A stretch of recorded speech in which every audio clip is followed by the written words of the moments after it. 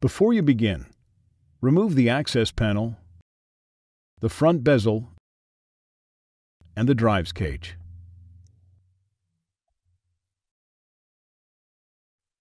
Removal. Simultaneously push down on the clips on either side of the DDR4 DIMM socket to release the memory module.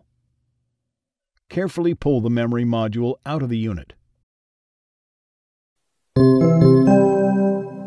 Replacement. There is one notch on the bottom of every DDR4 DIMM module, offset from the center, which fits over a tab in the DDR4 DIMM memory socket. When installing DDR4 DIMMs, align the notch on the module with the tab in the socket. Press the module into the socket until the clips on both sides of the socket lock into place.